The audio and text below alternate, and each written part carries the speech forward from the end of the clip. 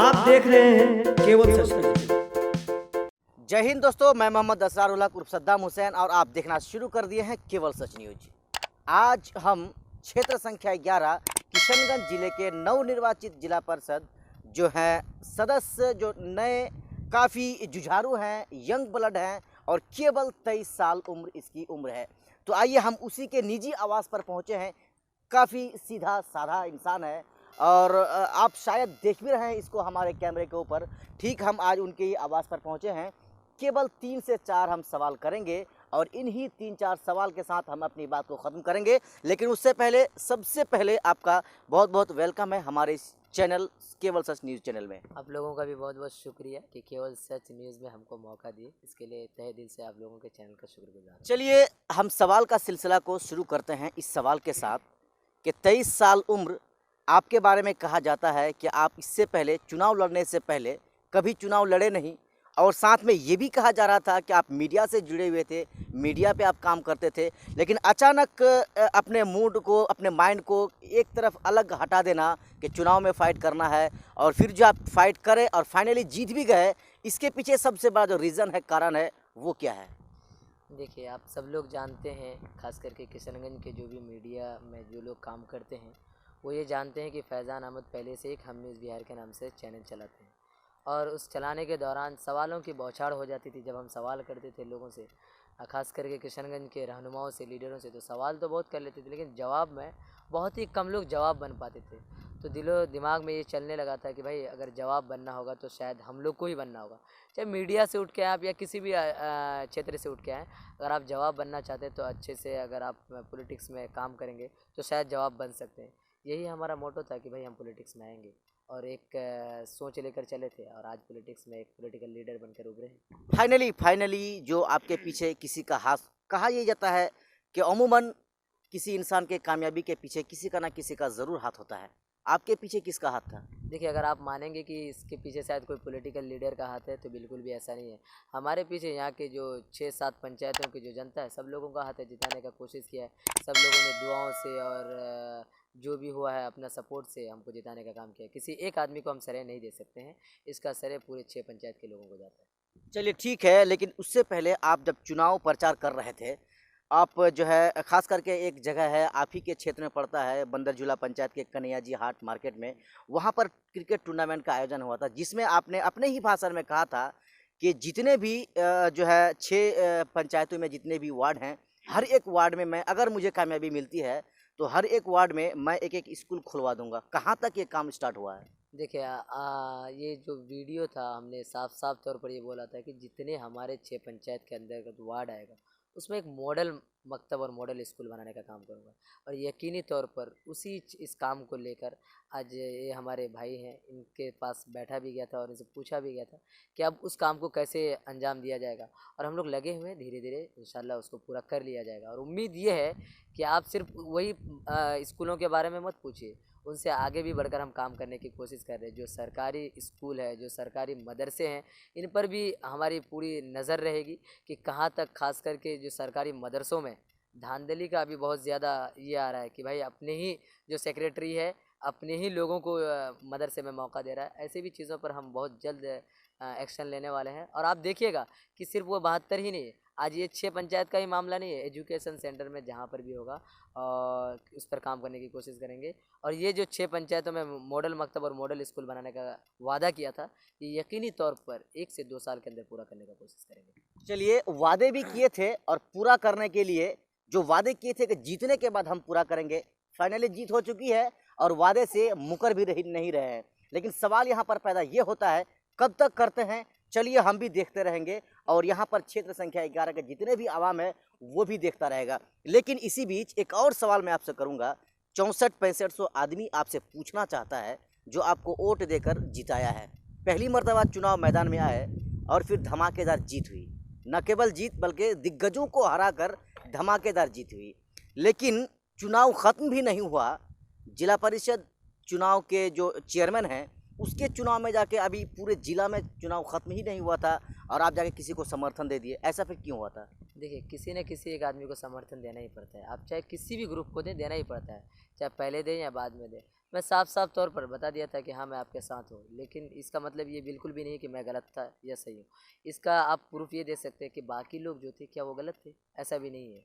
आप किसी न किसी नहीं, एक को जल्दबाजी तो हुई थी जरूर। देखिए, जल्दबाजी और देरी में इसमें बहुत ज़्यादा डिफर नहीं पड़ेगा आपको। आप जिस ग्रुप में रहते हैं उसमें आप डायरेक्ट हैं और मैं तो डायरेक्ट था। बहुत सारे जो लोग इनडायरेक्ट थे उन लोगों से सवाल करेंगे नहीं आप। हाँ, ये बात भी सही है कि 6400 लोगों की उम्मीद नहीं है। मैं तो कह रहा हूँ कि जितने भी लगभग 34,000 कुछ वोट हमारे इस क्षेत्र में पोलिंग हुआ है, सब लोगों की उम्मीद थी कि फैज़ान अच्छा करेगा और उम्मीद बना रहना चाहिए कि फैज़ान अच्छा करेगा और कल करके भी अच्छा करेगा।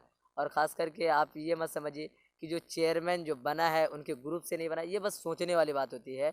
क्योंकि जो हमारे जो चेयरमैन मोहतरमा है, उनके तरफ से भी हम लोगों को आश्वासन दिया गया कि अब जो भी काम होगा सबको बराबर का काम दिया जाएगा। आप इस चीज़ से चिंतित क्यों कि कौन किधर जा रहा है।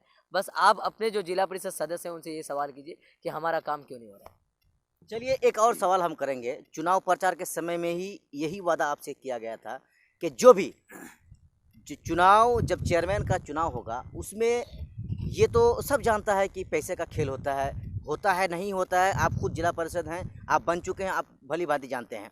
लेकिन आपकी की तरफ से ये वादा किया गया था, जो भी रुपया मुझे मिलेगा मैं इन पूरे 6 पंचायत के लोगों के लिए, उनकी जो है रहनुमाई के लिए, अच्छे काम के लिए मैं इसको बांट दूंगा। लेकिन अभी तक तो कोई खबर नहीं मिला है। देखिए, बिल्कुल सटीक सवाल है और इनका 3 से 4 वीडियो है। 4 जगह मैं वादा किया हूँ। एक तो डुमरिया पंचायत के जो ये है पंचायत भवन है उनके सामने, जिया पोखर हाट में, और एक कन्हैया जी है हाट, वहाँ पर मैं लगभग 4 जगह मैं ये वादा किया था। इनसे मैं मुकर नहीं रहा हूँ और इंशाअल्लाह ताला जब ये मैं करूँगा फिर धमाकेदार इंटरव्यू लेने आप आएंगे। आपसे ये वादा करके फैजान मुकरेगा कभी नहीं और सबको मिलने वाला है। ये 6 पंचायत के जितने वार्ड मेंबर होंगे सबको लेकर बैठक होने वाली है और बहुत जल्द बैठक करेंगे और इनके सामने तो दिया जाएगा, वरना फिर कोई वैल्यू नहीं करेगा। वो तो बाद वाली बात है, जब आप मेंबरों को लेकर बैठेंगे वो अलग बात है। लेकिन सवाल यहाँ पर ये उठा है कि मिला कितना है आपको? देखिए, वो चीज़ें हर जगह जग जाहिर करने की चीज़ें नहीं होती है। अगर आप ये हमसे पूछना चाहते हैं तो आप जाके जिला चेयरमैन के जो कैंडिडेट है उनसे जाके पूछिए कि क्या सही मायने में पैसे का खेल होता है। चलिए, बहुत सबसे अच्छा जवाब है। सबसे पहले बहुत अच्छा जवाब है। हर चीज़ हर जगह में सबके सामने नहीं बोला जाता है। खेला तो ज़रूर है। चलिए, देरी ही सही, लेकिन सामने आना है। एक इस बीच चीज़ तो मैं आपको डायरेक्ट कहूँगा कि अगर आपको ऐसा लगता है तो जो जिला चेयरमैन जो बनी है, आप उनसे भी ये सवाल कर सकते हैं कि आपने अपने जिला परिषद सदस्य को खरीदने में कितना पैसा लगाया। पूछ तो सकते हैं ना। आप मीडिया में हैं तो आप जाके उनसे पहले पूछिए, फिर वहाँ से आपको पता लगेगा कि कितना पैसा का खेल हुआ है। ये सिर्फ दूर से बोलने में और देखने में बहुत ये लगता है कि नहीं शायद बहुत पैसे वालों का घर है, बहुत गरीब घर है। अब जाकर के पहले जब चीज़ों को देखेगा तब कुछ अलग होता है। तो चीज़ों को समझने का देरी मत कीजिए। चलिए, ये फैज़ान अहमद हैं। ये काफ़ी साधारण इंसान है और 23 वर्ष ये उम्र है और काफ़ी जो है करोड़पतियों में से नहीं है। हालांकि इन्होंने करोड़पतियों को हराया है, मैदान में, चुनावी मैदान में हरा कर इस क्षेत्र को अपने नाम किया है। कई एक बड़े बड़े दिग्गज जो हैं वो मैदान में थे, लेकिन ना डरे ना पीछे हटे, डटे रहे। अंततः इनको कामयाबी ज़रूर मिली। तो मेरा आपसे जाते जाते एक और सवाल यही होगा कि अब तो आप जीत चुके हैं, लेकिन विकास की जो नदियां हैं उसको आप किस तरह से लाना चाहेंगे और कैसे उस पर आप काम करना चाहेंगे? रहा सवाल इसके बाद हम आएंगे स्वास्थ्य और जो है शिक्षा पे, लेकिन विकास की बात की जाए तो। देखिए, विकास की बात को लेकर के ही हम खास करके अपने चुनावी कैंपेन में शिक्षा और स्वास्थ्य को लेकर हमने अपने एजेंडा को संभाला था और शिक्षा और स्वास्थ्य के मुद्दों पर ही चुनाव लड़ा था। रही बात विकास का, विकास हमारे जो 6 पंचायतों में जहाँ पर भी हमको ज़रूरत होगा कि नहीं यहाँ पर हमको ये काम करना चाहिए, हम जा कर के वहाँ बाज़ाब्ता वहाँ की जगह को मुआयना करके हम वो काम करने का कोशिश करेंगे। और डिस्ट्रिक्ट मजिस्ट्रेट के द्वारा हमें ये आश्वासन भी दिया गया है कि आप जहाँ पर भी लिख के देंगे आपके कामों को किया जाएगा। क्या आपको नहीं लगता है कि हमारे क्षेत्र में सबसे ज़्यादा नदियाँ परेशान करती हैं हम लोगों को, और नदियों का जो दिशा है हर साल कभी पश्चिम साइड तो कभी पूरब साइड कटाने का काम कर रहे हैं, बस्तियों को उजाड़ने का काम कर रहे हैं। सबसे पहले तो हमारा ये रहेगा कि नदी कटान का जो मसला है इनको दूर किया जाए और ख़ास करके जो अलग अलग पंचायतों को जोड़ने वाली सड़क है इनको हम लोगों का इसमें हम सबसे ज़्यादा एक्शन लेंगे। और ख़ास करके हमारे इस क्षेत्र में बहुत सारे स्वास्थ्य केंद्र हैं जिसको आप बाद में भी लेना चाह रहे थे, हम बता रहे हैं स्वास्थ्य केंद्रों का निर्माण होते होते रुक गया है। ये भी एक विकास में आता है, इनको भी काम करने का कोशिश करेंगे। चलिए, एमएलसी का चुनाव अब होने वाला है, इस पे आप लोगों का क्या मैनिफेस्टो रहेगा, क्या मुद्दा रहेगा, किस चीज़ को देखते हुए आप लोग चुनाव करेंगे इसमें? देखिए, अभी किशनगंज का एक बहुत ज़बरदस्त मुद्दा जो पहले से 2009 से उछाला गया है, जिस मुद्दों को एएमयू का मुद्दा, हाँ, अलीगढ़ मुस्लिम यूनिवर्सिटी का मुद्दा था और उस पर हमारे बुज़ुर्गों का खून शामिल है। हम तो ये कहेंगे कि सिर्फ कुर्बानी नहीं, वहाँ का खून शामिल है और बुज़ुर्गों की जो कुर्बानियाँ हैं इनको भुलाया नहीं जा सकता है। एएमयू को लाने के लिए हमारे जो मेंबर ऑफ पार्लियामेंट थे उस वक्त के, मौलाना असदुल्लाह कासमी साहब कांग्रेस से थे और बहुत ज़्यादा जद्दोजहद किए थे। इलाके के जो रहनुमा थे उसमें कितने लोगों का नाम लें, अगर बहुत लोगों का नाम लेंगे तो बहुत सारे सोशल एक्टिविस्ट छूट जाएंगे, इसलिए नाम लेते हुए नहीं बल्कि सीमांचल के सभी रहनुमाओं ने कोशिश करके एएमयू को लाने का काम किया था। अब कुछ लोग ये कह रहे हैं कि अगर एमएलसी चाहे तो इस काम को कर सकता है।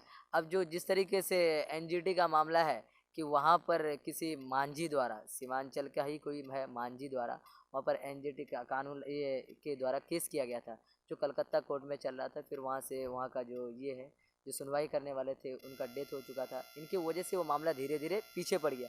अब यहाँ के लोगों को लगता है कि एमएलसी के द्वारा इसको रोका जा रहा है। अगर सही मायने में ऐसा है तो हम लोग एमएलसी भी बदलने का काम करेंगे और सब लोग एकजुट होकर, ऐसा नहीं कि सिर्फ फैजान एक और अकेले जाएगा, बल्कि हम इन 6 पंचायतों की एक रहनुमाई भी करेंगे।